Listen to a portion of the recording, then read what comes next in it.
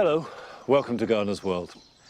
I'm going to plant out my first early potatoes. This is a variety called Foremost. Now, first earlies make new potatoes, and the whole point of new potatoes is to harvest them and eat them as early as possible in the summer because they have that sweetness and flavour that no other potato ever can match.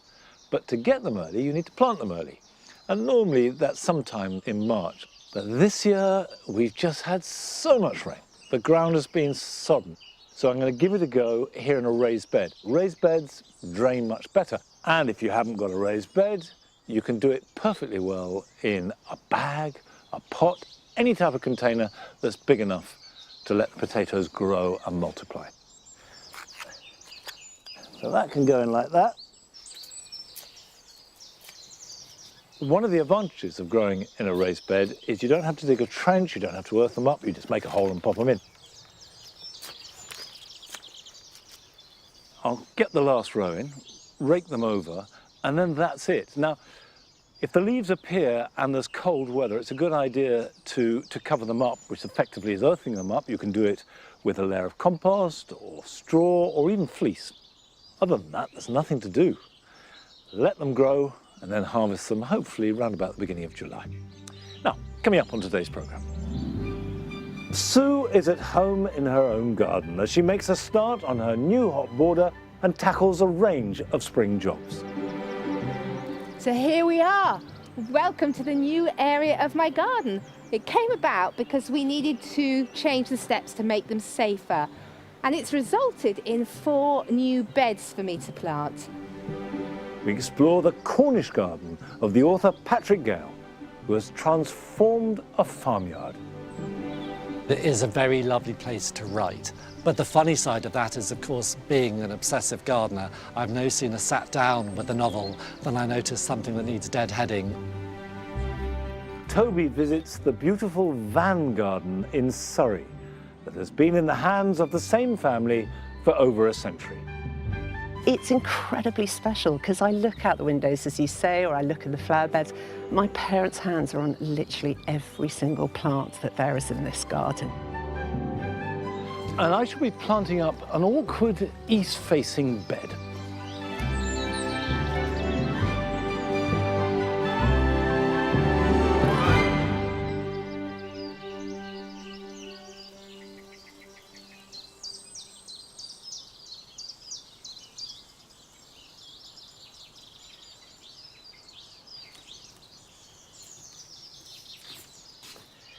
This part of Longmeadow is undergoing a revamp. We've put in these stone slabs, which were laid last week.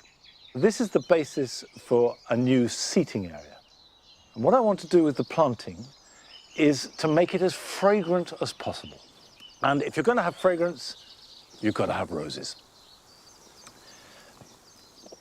I've got just one type of rose. It's one that I haven't grown before.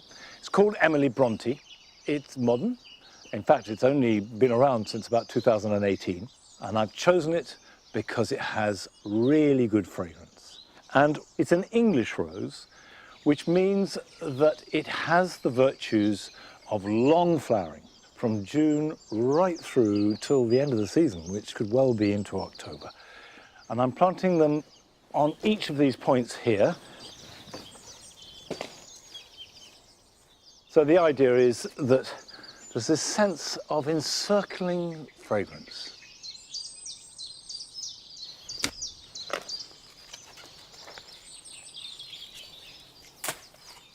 Oh, dear. A brick. I should have known there would be building work underneath here. The truth is that if your garden is on the site where there's been habitation of any kind, you're going to come across the evidence. That's about it.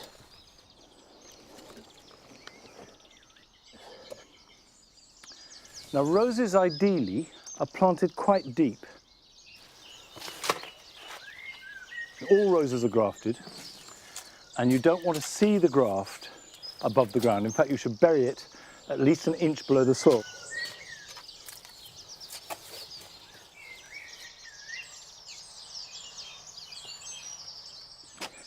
I'll plant the other 4 roses, and whatever you plant at this time of year, particularly if it's a woody plant like a rose or a tree, give it a good soak.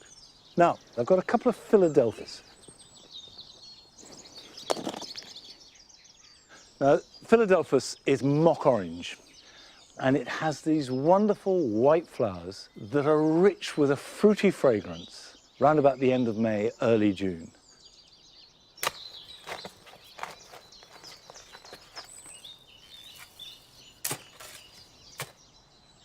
For most of us, they're a very easy shrub to grow. Philadelphus like sunshine and reasonably good drainage, and certainly they don't like heavy, wet conditions. So let's put that like that.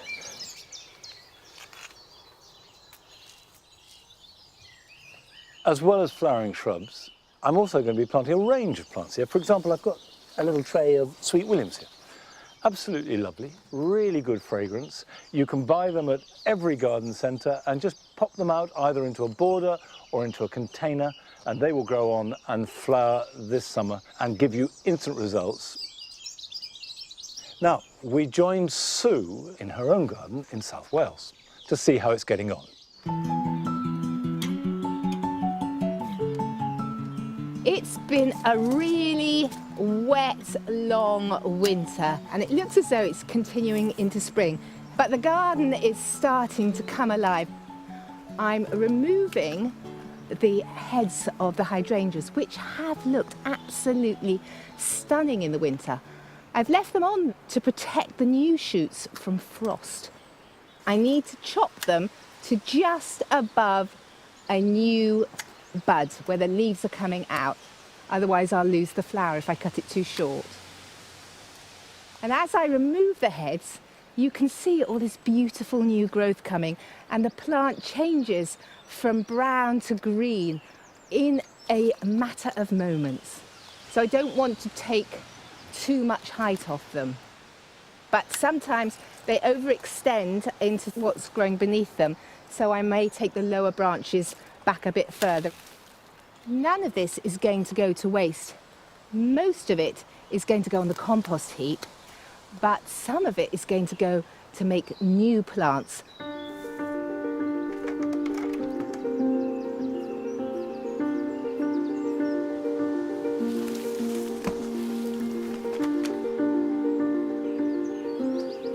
It might not be the textbook time of year to take hydrangea cuttings, but I don't really want to waste all this lovely material, and I've been successful before.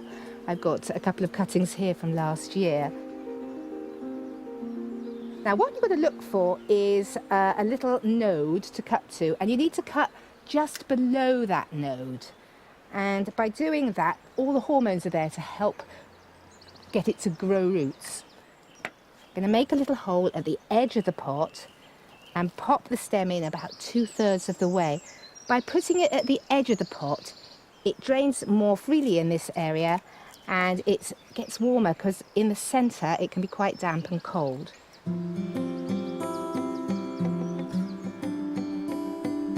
I'm going to pop these into a bowl of water and water them from the bottom rather than pour water on the top. And I'm going to place them somewhere out of direct sunlight, and they're going to take about 12 weeks before they root, and then you'll know you're successful when you see new growth. So this is for the long term, but over here I've got things that are ready to flower this year. I've got a new border which I'm very excited about, and so I've grown quite a lot of plants myself, and these are my hollyhocks, which I'm very proud and excited about. I also ordered a lot of bare-rooted plants.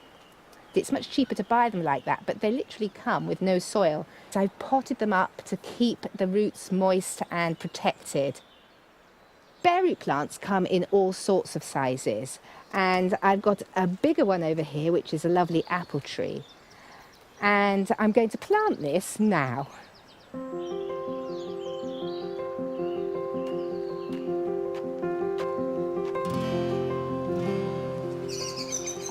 I just wanted to stop for a moment and share with you my new daffodil border.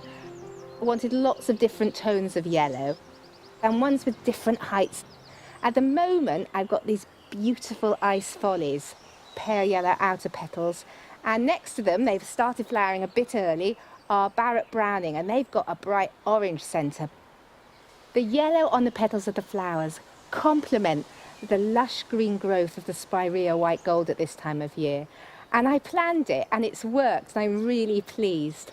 And I'm hoping to pull the same thing off in my new hot border, toes crossed.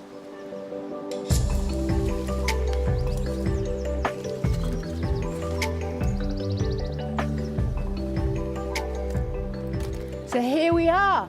Welcome to the new area of my garden, my hot borders. It came about because we needed to change the steps to make them safer. And it's resulted in 4 new beds for me to plant. Now, my husband really likes the colour red, and I don't really know how to use red in the garden. So I went to Hidcote to get some inspiration, and it was great, and it's given me a plan. So I'm going to kick off my shoes and I'm going to get planting. I want more unusual things than just a normal standard flower border. I love to include fruit and veg, and I've chosen a lovely late fruiting variety apple called Ida Red with really red fruits, which is in keeping with my hot border theme. And also this fruit tree is going to sort of mask a slight ugly fence behind me.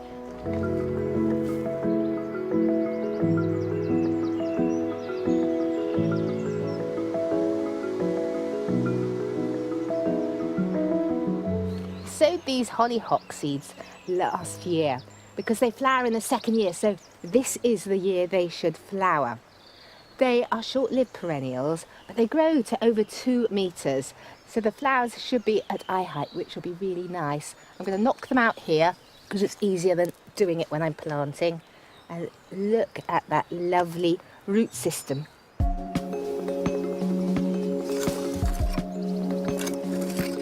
There's a lot of stones in here, so I think I'm going to call that very well drained.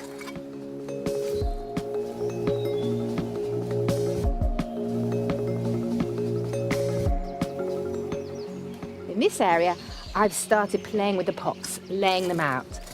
And I've already planted this bare root rose. It's Rose Etoile de Holland, a red rose with double blooms, and it's going to cheer up this slightly grey wall. Now I'm going to put in my Pennisetum redhead.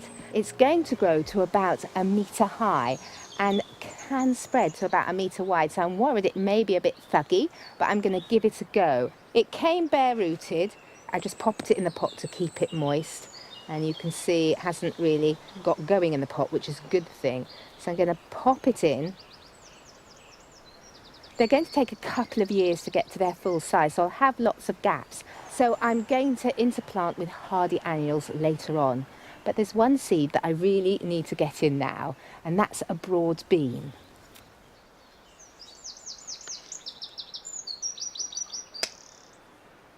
So I'm going to make a hole for the few beans that I want to put in this particular spot. They are a heritage variety called Crimson, and they have beautiful crimson flowers which will go with my hot theme. This may be a garden for my beloved, but it's got to have a bit of me in it, and that means fruit and vegetables. So hopefully by summer I should have a feast for the eye and a feast for the plate.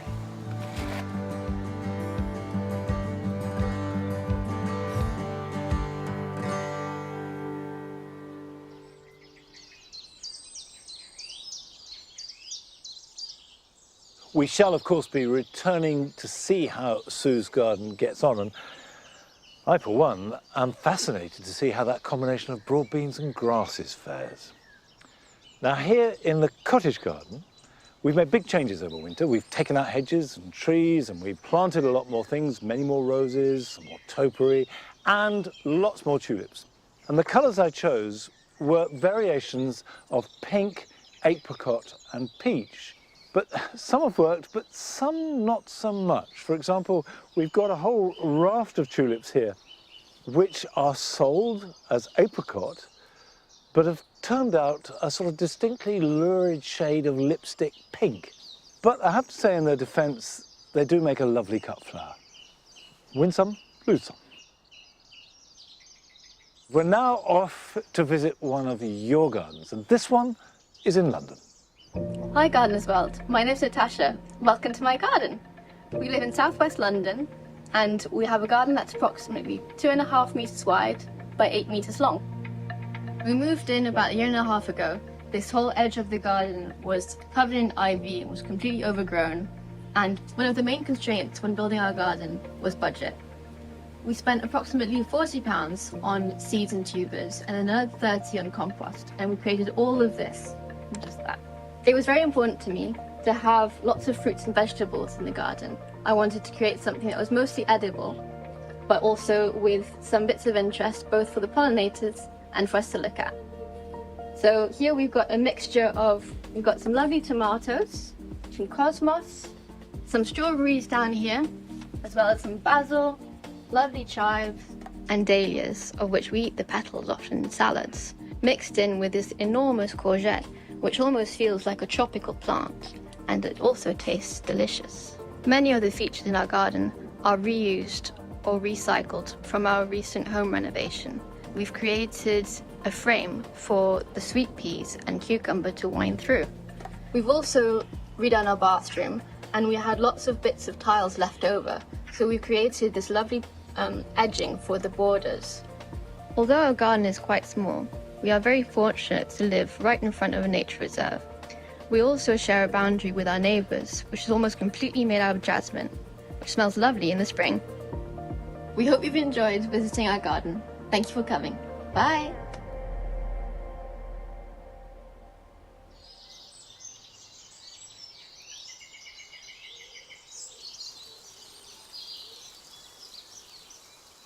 I think you're absolutely right, Natasha, to grow things that you like to eat. It's always the best way if you're growing anything edible. Although I have to say, I've yet to try eating dahlia petals, but it sounds like a good idea and would look lovely. So I'll definitely give that a go now, inspired by you. Now, for our scented area, I can start to plan the annuals that I'm going to grow there, because I do want to maximize scent from every possible type of plant. Now, for me, one of my favorite summer scented flowers are tobacco plants. And Nicotiana sylvestris, which is a really tall one with sort of white dreadlocks hanging down, I think is the prince of all tobacco plants. So I'm definitely going to sow that. There's another Nicotiana I've got here called Fragrant Cloud, which I am going to grow, but I've never grown before. It's going to be a little bit shorter than sylvestris. And then there's night-scented stock, which is one of those plants that is at its best as the evening cools down and it releases this scent to attract pollinators that come out in the evening. Now, night-scented stock grows very well broadcast or sown in drills directly into the soil. And I'll do that after I have prepared the ground and planted all the shrubs and climbers, and then I'll just sprinkle the seed. So that can go to one side, and I'll do that later. And I'll start with sylvestris. Now, Nicotiana seeds are tiny. If I tip them all into my hand, you can see they're really, really small. And you do want to try and sow these as thinly as possible. If you don't, and just broadcast it, you get these clumps of seedlings, which are then really quite tricky to separate and prick out. These need light to germinate. So in theory, it's probably best not to cover them. However, because they're so tiny, when you water them, that can push the seeds to one side and you end up with all the seedlings around the edge. So the first thing is to water initially by soaking the seed tray with the compost in it in a basin so that it absorbs it from the bottom up. And the second thing is I do sprinkle it very thinly with vermiculite. And vermiculite does allow some light through, and it just helps to hold the seeds in place.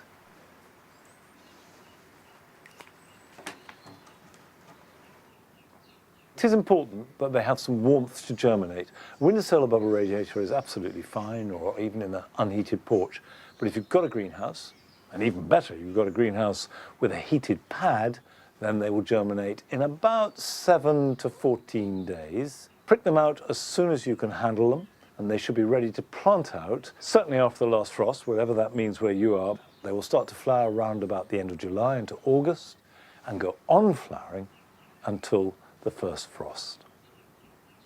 Now, last June, we took the road down on the southwest peninsula as far as it would take us. We went to Land's End to visit a garden made from a farmyard.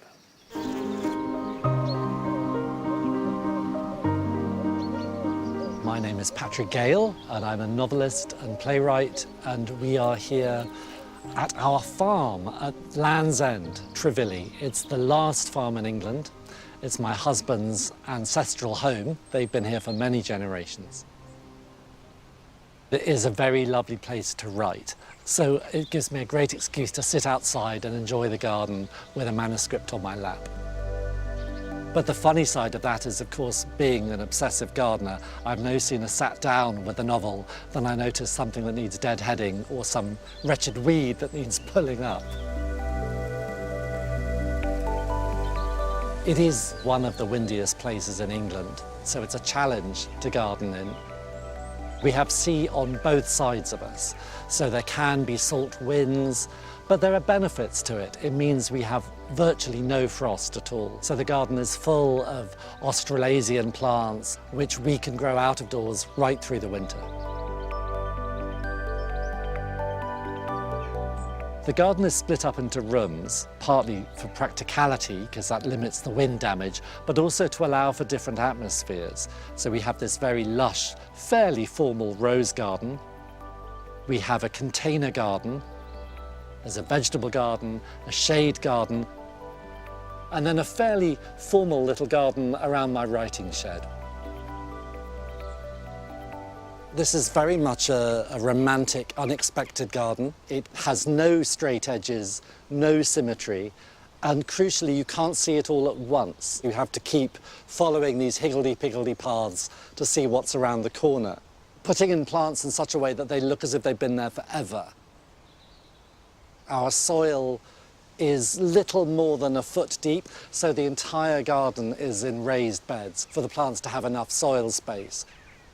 It is actually a very practical garden for me because I've inherited a double dose of arthritis from both parents, and so I know my old age is going to be quite a stiff one. And gardening with raised beds is a joy. The soil itself is very free draining. We are lucky though, because we have a working farm and we have a beef herd, so we have a ready supply of poo to add to the compost, which I make obsessively. Arguably the most important plants in this garden are the shelter belt plants, and they were the first things we planted. Different types of Olearia, Eleagnus, pine tree, buddleia, anything that can withstand the wind and slow the wind down. I met Aidan, I think, about 26 years ago, and I think on our second date I brought a box of plants from my garden because I found his little patch so depressing.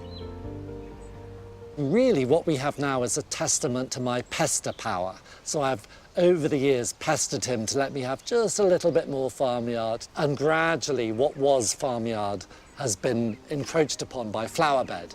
And we've reached the point where I can't expand any further.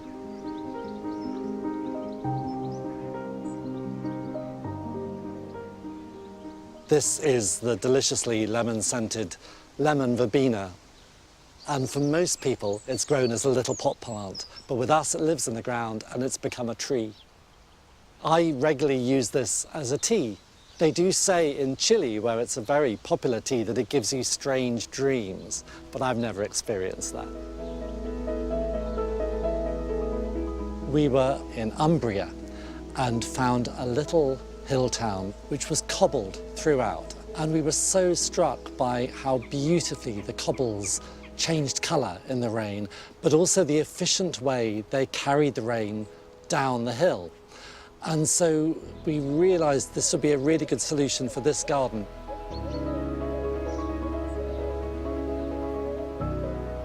People claim that roses don't like Cornwall. It's not true at all, but they do need help, and we've done our best here to give the roses shelter and sunlight. But I didn't want a sort of 1950s, very tight design, so I've used the non-rose planting to soften it and to blur the colours. So we have plants like ammi and sage, which muddle it all up nicely. We love the old varieties, like William Lobb here, who smell delicious, but often they only flower once. This is a very good example here of a modern rose that improves on an old one. This one, Purple Skyliner, only grows to 6 foot and it flowers all summer long. One of the challenges of growing lots of roses in close confinement like this is they're very prone to getting diseases and viruses. I have a really good technique for overcoming the risk of secondary infection when you're replacing a rose, and that is simply that when you dig out the old rose, line the hole with a cardboard box, plant the new rose in the box, and then you fill the box with compost. By the time the box rots away, your new rose should be strong enough to withstand any virus that's lingering in the soil. So this rose is a particular favourite of mine, Dainty Bess, and I really didn't want to replace her with another big fat Floribunda. I wanted Dainty Bess. So Dainty Bess here is growing very nicely in a cardboard box, and she seems very healthy. A particular favourite of mine here is Souvenir de Dr. Germain, which is a deep purple rose with a fantastic scent, and it also has the incredibly useful quality that it likes a north-facing wall.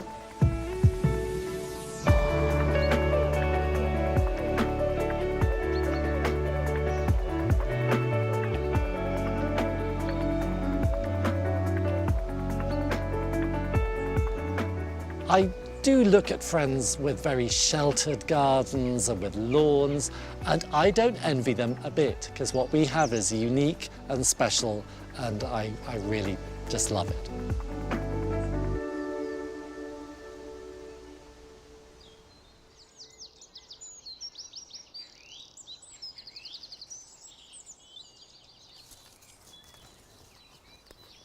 I think Patrick is being very modest about his garden, because those conditions are at least daunting, with the wind howling in and the salt spray, and yet he's made a beautiful garden.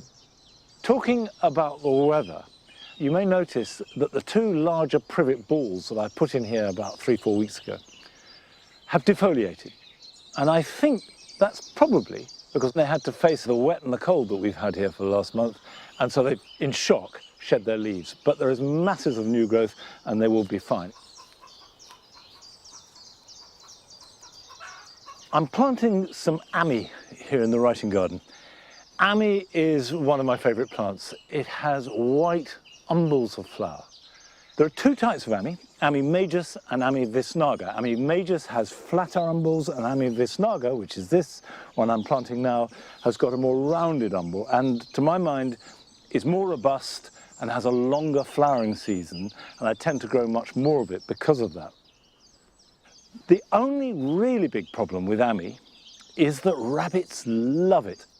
And with rabbits, and I know they've been bad in lots of places, there's not a lot you can do but just wait until the grass grows well enough so that they eat that. Now, still to come on today's programme. Toby explores an exceptional garden in Surrey that has been gardened by the same family for generations. For some, the big draw is clever or quirky garden design. For others, it's the history. But what floats my boat are the plants. And we celebrate the vibrant beauty of one of the stars of the early summer border, the geum. This area originally was supposed to be 4 raised beds for vegetables, but sadly the vegetables are no more, and it's just been taken over by geums.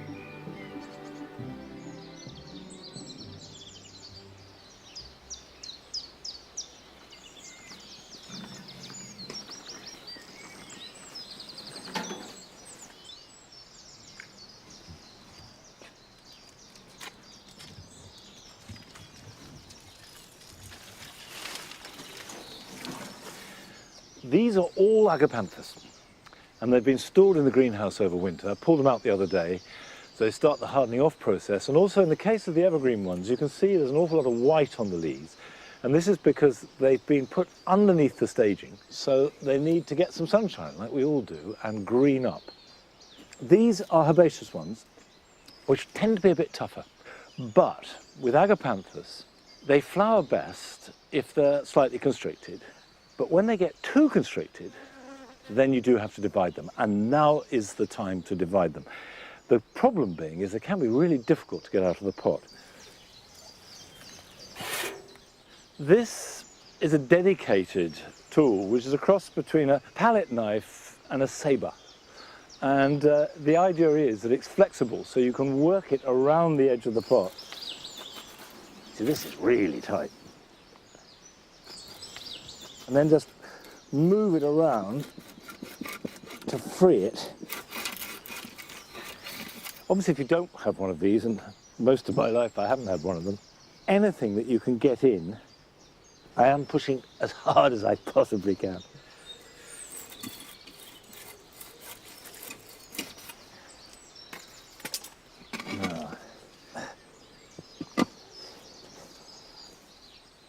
Oh, you look at that. That's the result.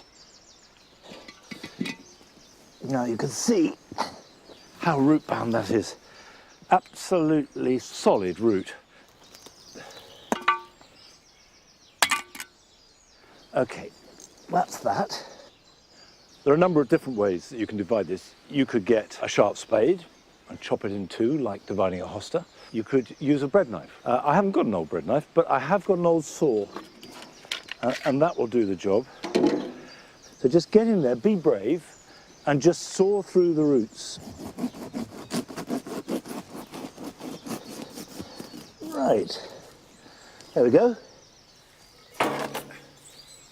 What I think I'll do is reduce one down by a bit to fit in that.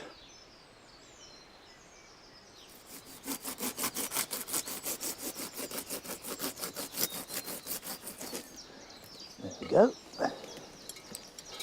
Perfect. So I've got crocks in the bottom. I've got a compost mix which I've added extra perlite. I've run out of grit. Anything to improve the drainage. The thing that they absolutely can't stand is sitting in wet soil or compost. Right. What I'll do, this will look radical, but will actually help, is I'm going to cut the bottom off. Like that. It won't hurt the roots. And if you have very root-bound plants, just break them lightly. Just scratch away at the roots.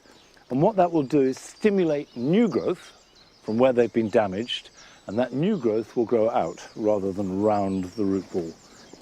Pop that in there like that, and then fill in around it. If you do this every 3, 4 or 5 years, you will keep the performance looking as good as possible and also generate new sections of plant which you can either use elsewhere or give to family and friends. Now, Toby has been down to Godalming in Surrey to visit a garden with rather a special history.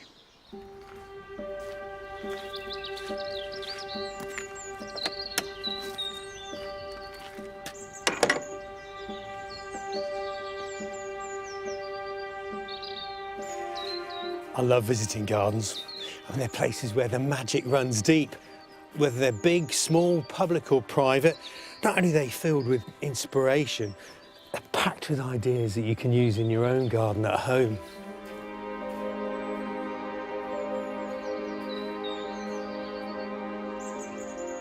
For some, the big draw is clever or quirky garden design. For others, it's the history.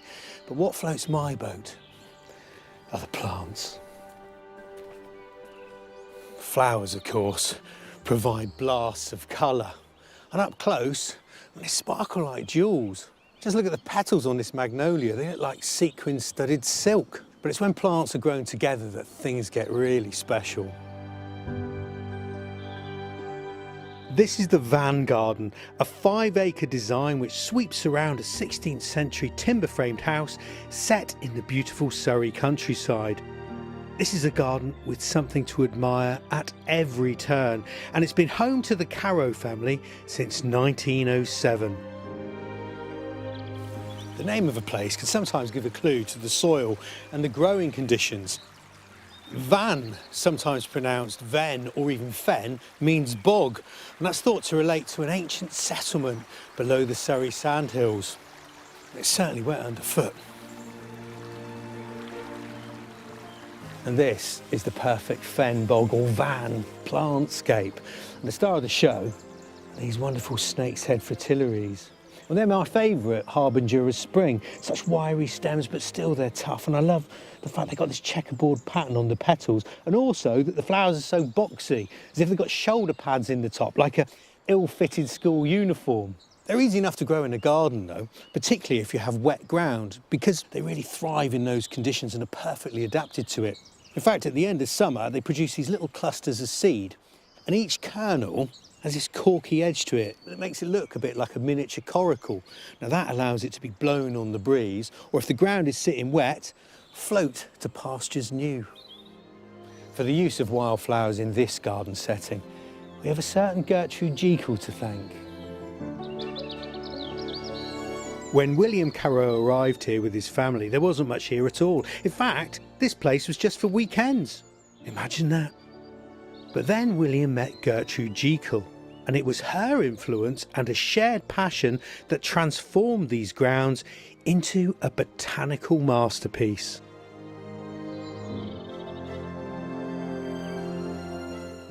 This is a copy of Gertrude Jekyll's original planting list for this garden. The original is at Godalming Museum, but my gosh, it's so fascinating. I mean, look at her handwriting. She could have been a doctor. But there's so many runners and riders here that I've already seen. Myosotis, that's forget-me-nots. Lent hellebores, I've seen those. Oh, there's the fritillaria. Gosh, there's only 50 of them. That's a handful of bulbs. There's a whole lot more than that here now. It's so interesting to see this because it speaks of the intent that Gertrude had. Heavy on the herbaceous, lots of wild plants allowed to do their thing. I wonder what she'd make of it now. I think she'd love it.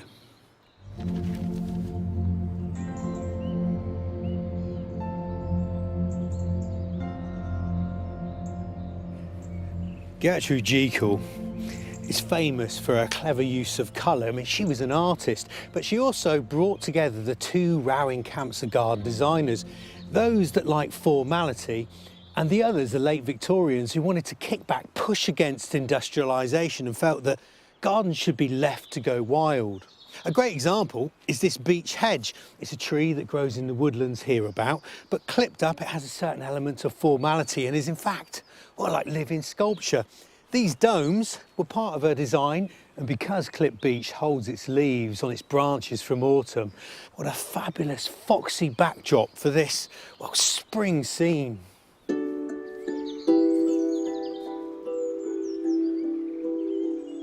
Gertrude Jekyll was inspired by the Impressionist painters, Monet, for example, and she actually planted like she was using a palette knife with distinct colours in bold drifts right across the landscape, and she'd punctuate those with brighter colours like the camellias. And these daffodils are a great example. You got the yellows butting up to great drifts of the white, and then stippled through underneath, having their moment in spring, are the wood anemones.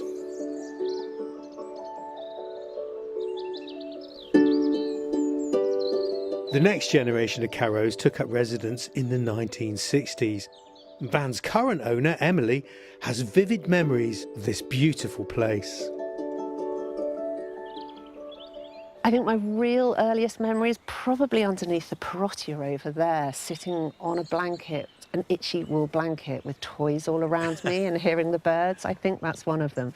We were stuck outside, come rain, come shine, under the parottia.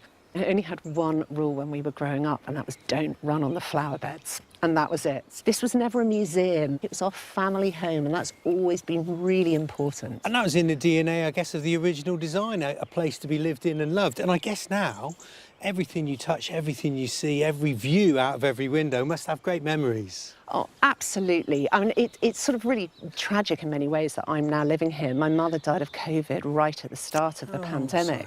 And I moved in just for a few months just to try and keep the place safe. And here I am 4 years later, still here. And it's incredibly special because my parents' hands are on literally every single plant that there is in this garden. Well, I know it must have been incredibly tough for you, but I should imagine she'd be immensely pleased that you now are custodian of this wonderful place.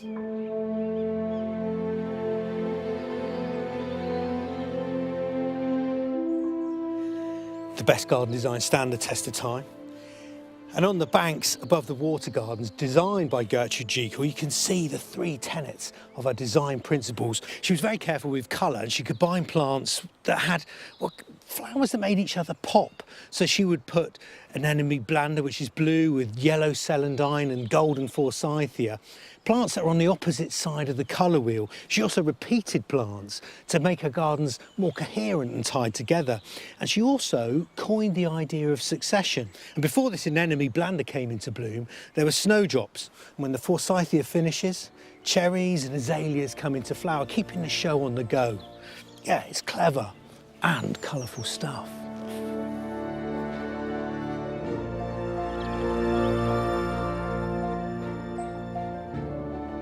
This is a plant lover's paradise. And despite the fact that it has such deep historical roots, it has so many lessons for now. And thanks to the love and care of the family, and of course, Gertrude Jekyll's artistic eye, here, now, it is a picture of spring.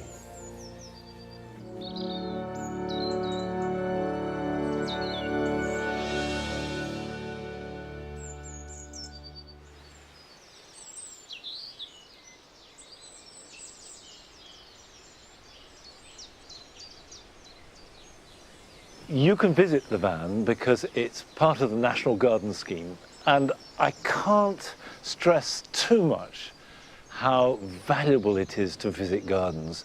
You will always find something that you can apply to your own garden and that you can learn from. And to find out about the NGS scheme, go to our website.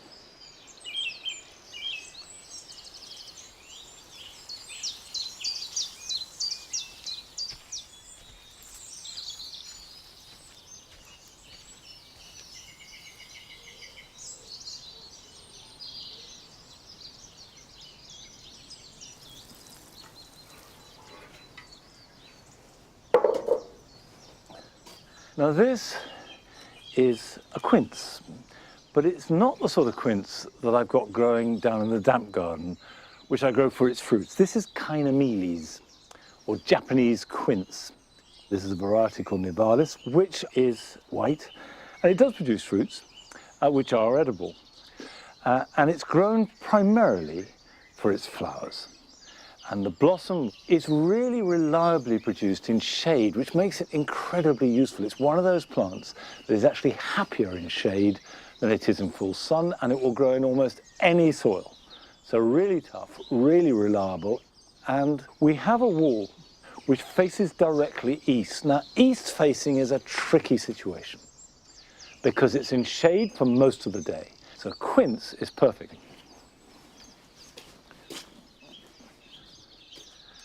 The 2 Morello cherries have done fine, and they're a very good option for an east-facing wall. But the truth is they take up quite a lot of wall space for not very many cherries.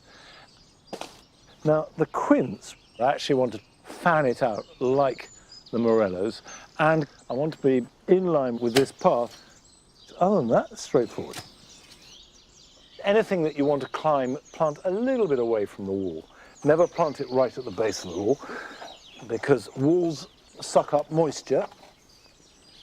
We've got another east-facing wall, and at the base, I've found that the herb Sweet Cicely loves it. It grows rampant, so what I plan to do is dig some up and add it in along here. Quinces can be trained. They also make a kind of wall hedge. So you don't train them as such, you just clip them tight to the wall or the fence where you've got them. But either way, you certainly can control their growth.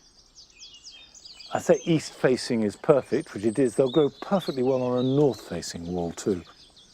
Okay, it is now free from all constraints and ready for a bit of training.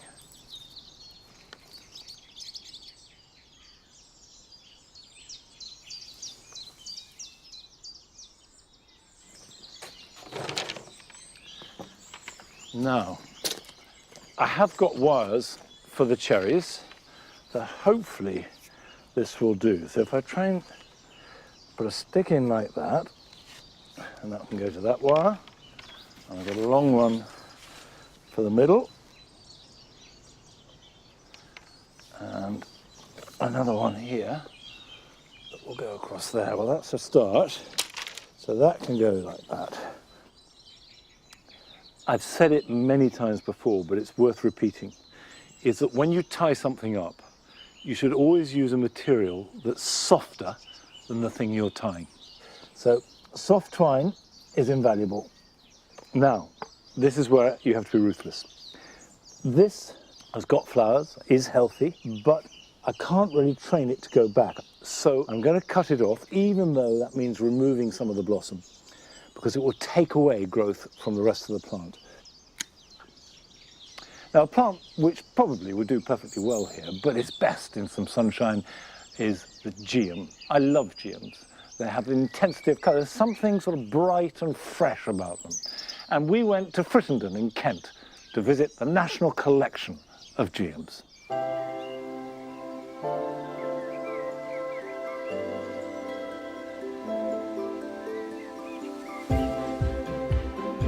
They add colour and interest to the garden, and they shimmer amongst everything else and just lift the whole look of the garden. I get very excited when I see the first one coming into flower.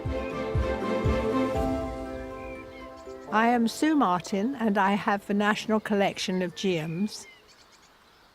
I fell in love with geums about 20 years ago, and I've been growing them and adding to the collection ever since. Well, they all started with a mistake. I went to a nursery and bought a lovely little yellow geum, which was called Geum montanum, which is an alpine species. And when I planted it in my Wealden clay, it promptly died. So that was a good start. Later on at a plant fair, I saw a nice orange geum, which was called Princess Juliana. So I put that in, and it did fantastically well, and I loved it. Whenever I go to a plant fair and see a geum, which I haven't got, naturally I have to buy it. And anybody who sees me walking around with this geum says, "You haven't bought another one, surely?" I say, "Oh yes, I have." And the flower beds get bigger and the lawn gets smaller. I have now got over 100 growing all around the garden in almost every bed. This is a boggy area, and we have a Rivale type geum which is extremely vigorous, and if you want good ground cover, you can't beat it.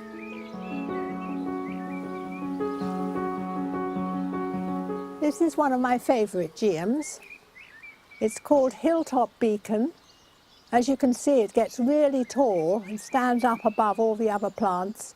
It's a lovely soft orange with different colours within it. I've actually got them growing all around the garden, in sun, in semi-shade, and it does well everywhere.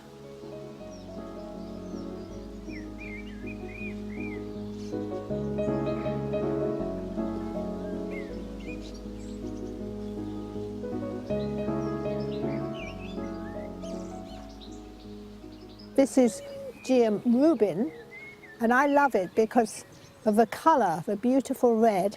One big advantage of Geum Rubin is that it flowers for weeks on end. It'll start probably at the beginning of May and sometimes goes on right the way through to July.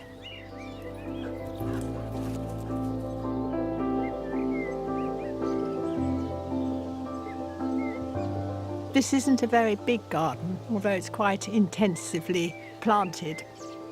So there are geums everywhere. in amongst all the other plants, and I think it's important to grow them amongst other plants to give them protection and to show them off against other flowers and other colours.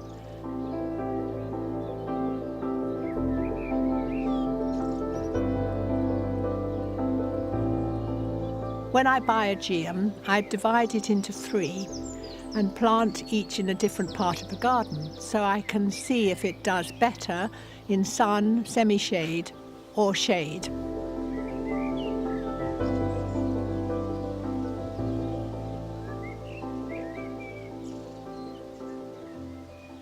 And this area originally was supposed to be 4 raised beds for vegetables, but sadly the vegetables are no more, and it's just been taken over by geums in my long-term campaign to find enough space. This is another favourite, Turnpike Troubadour, a wonderful name for a little plant, and what I like about it is the way the calyx contrasts with the petals. The nice single flower with the green centre, and it spreads and flowers profusely, as you can see. Totally Tangerine, which is in the middle here, which is a very well-known geum, because it is so reliable and it flowers for months on end. And what I do with these tall varieties, I wait until all the flowers are dead on this, and I cut right down at the very bottom and cut that whole stem off. And then another stem will come up in a few weeks' time, and we'll have more flowers. Propagation needs to be done by division. Geums are extremely promiscuous, so they don't come true from seed. The larger clump-forming cultivars, the best thing to do is to dig up the plant, plunge it in a bucket of water, just pull it apart, and you'll make lots of new ones. Easy as that. So when I'm potting them up, I make a mix with peat-free compost, my own compost. If I've got a bit of composted bark, I will add that, a little bit of horticultural grit, and I make a nice mixture of all that lot. I use seaweed extract and water the plants with that weekly if I remember, and they do fine. Now, one thing you have to be careful of with plants in pots is that they might be infested with vine weevil. And so I treat all the ones I have in pots in the spring after the soil temperature has reached 5 degrees centigrade, or in the autumn with nematodes. And that seems to work. I've never had a problem with vine weevil in the garden. And a very good point about geums is that slugs and snails don't eat them, they don't touch them, and nor do rabbits apparently. I don't have rabbits, luckily, but a friend who does says they don't touch the geums. So what more could you ask for? I love them so much.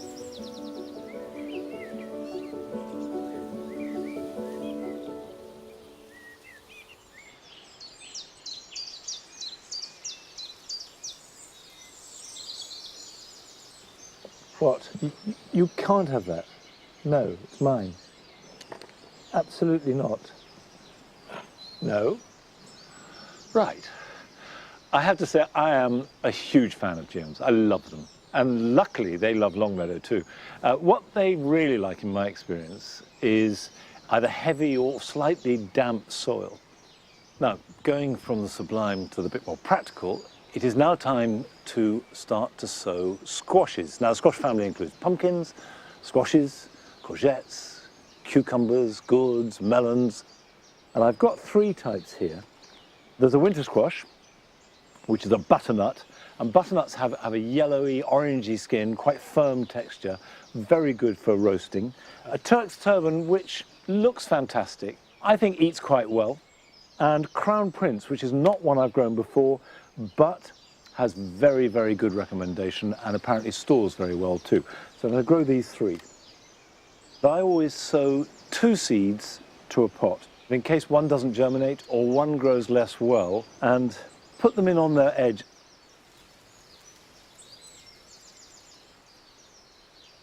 Cover them over. Now I will put these somewhere warm, and warmth is absolutely essential for the squash family. It needs to be at least 20 degrees, and 25 is not too hot. So if you're going to put them on the windowsill, above a radiator, and certainly on a south or a west facing window so they get the warmth of the sunshine. Water liberally, and keep that warmth going right through their life. They respond more than almost any other plant directly to warmth, water and nutrition. Right, I've got more to sow here, and while I'm doing that, here are your jobs for the weekend.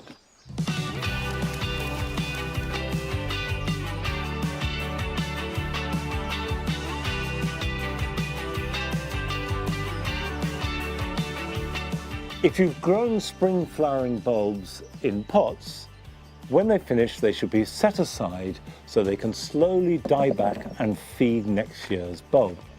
However, this does lock up a decent container. So it's a good idea to carefully lift them out and put them into a used plastic pot, which is a very good way of recycling it. And then you can wash out the terracotta and use it for a summer display.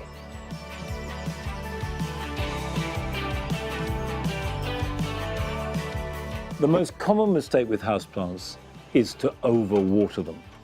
However, at this time of year, you shouldn't neglect a liquid feed. I recommend a weak solution of liquid seaweed. Give this to each plant once a week for the rest of the growing season, and this will restore full health and vigour after the winter.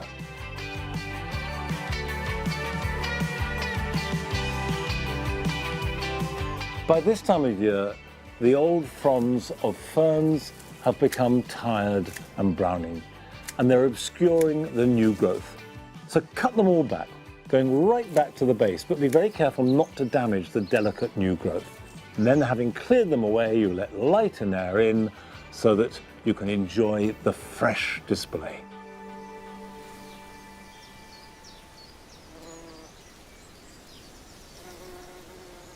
Well, I've managed to persuade Patty to come out. She takes some persuading because she hates the rain and she hates the cold, and we've had all of those things. So she's been snug away indoors, but she's fine. And of course, we're standing under the most glorious thing in the garden at the moment, which is the blossom of taihaiku, the great white cherry.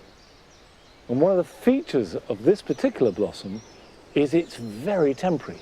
It's very fragile. I've known it last only a couple of days if the weather is bad, and even if the weather is good, it's only about a week or so.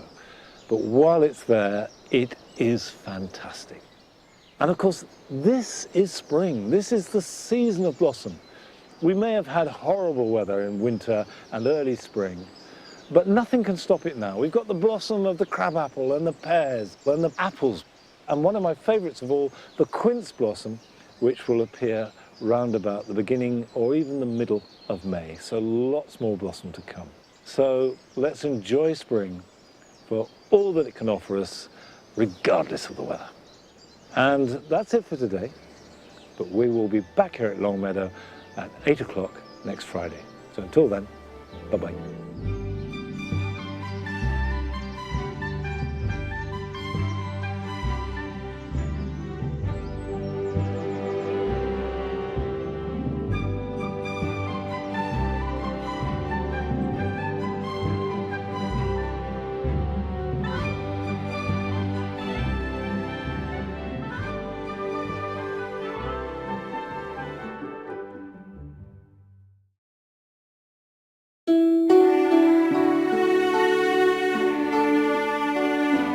Thank you.